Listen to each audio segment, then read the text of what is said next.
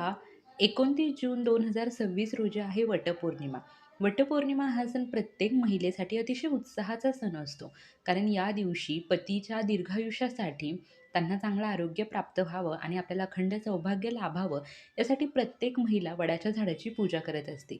या वडाच्या झाडाखाली सत्यवानाचे प्राण आले होते आणि तेव्हापासून वटपौर्णिमा हा उत्सव अतिशय उत्साहामध्ये साजरा केला जातो. सत्यवान आणि सावित्रीची कथा तर खूप सुंदर आहे आणि ती सर्वांना माहिती आहे. वटपौर्णिमेच्या दिवशी आपण सुंदर तयार होतो, साडी वेअर करत असतो आणि याच वटपौर्णिमेला विशेष असं महत्त्व आहे. तर वटपौर्णिमेचा शुभ मुहूर्त काय आहे, पूजा कशी करावी आणि कोणत्या गोष्टी चुकूनही आपल्याला करायच्या नाहीयेत, ते आज आपण या व्हिडिओमध्ये पाहणार आहोत. त्यामुळे व्हिडिओ स्किप न करता संपूर्ण पहा.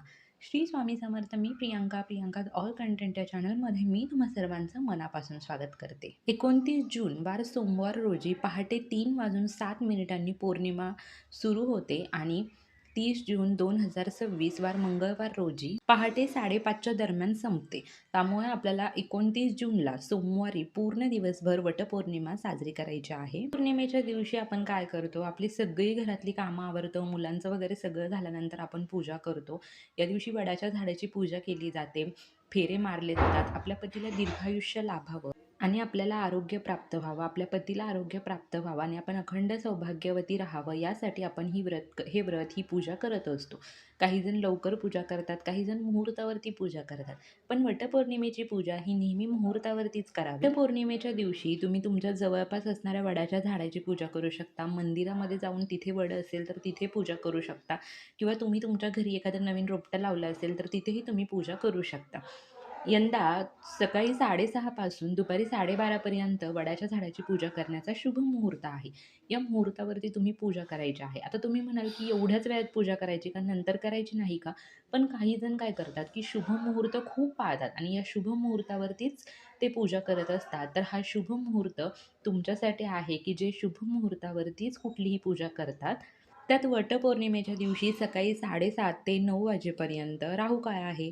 राहुकाळात आपण सेवा करू शकतो, पण पूजा करू शकत नाही आणि राहुकाळ हा पाळलाच पाहिजे. त्यामुळे तुम्ही सकाळी 9च्या नंतर कधीही वटपौर्णिमेची पूजा करू शकता. तुम्ही दिवसभरामध्ये कधीही पूजा करू शकता, पण हा शुभ मुहूर्त आहे आणि राहुकाळ सोडून तुम्हाला पूजा करायची आहे.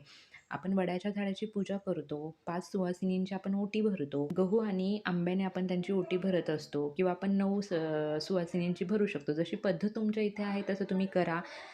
वडाच्या झाडाला तुम्हाला जो दोरा आहे तो गुंडाळायचा आहे, प्रदक्षिणा घालायची आहे, फेरे मारायचे आहेत. अशा प्रकारे आपण वडाच्या झाडाची पूजा करत असतो. वडाचं झाड हे दीर्घायुष्य असतं. त्यामुळे आपण आपल्या पतीला दीर्घायुष्य लाभावं, आपण अखंड सौभाग्य राहावं, आपल्या कुटुंबावरती सदैव आशीर्वाद राहावा, घरामध्ये सुख, शांती, समृद्धी राहावी आणि पती-पत्नीतलं नातं हे फुलत राहावं, प्रेम, विश्वास दृढ राहावा, यासाठी आपण वटपौर्णिमेचं व्रत करतो.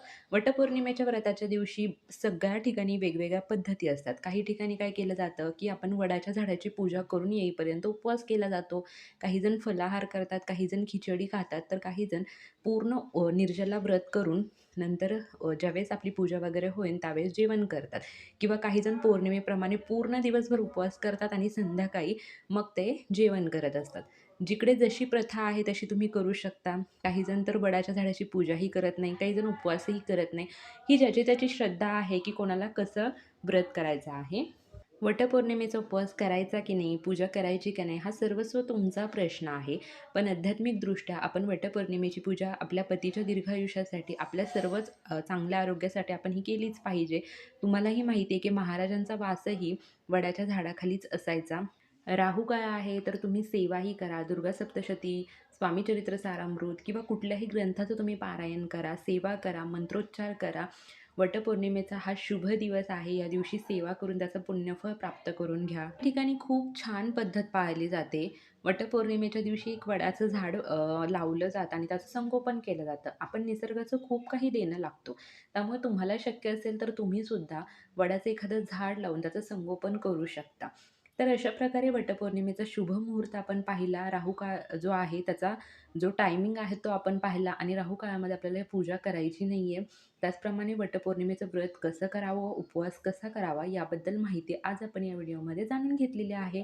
जर माहिती आवडली असेल तर चॅनलला सबस्क्राईब करा, व्हिडिओ सर्वांसोबत शेअर करा.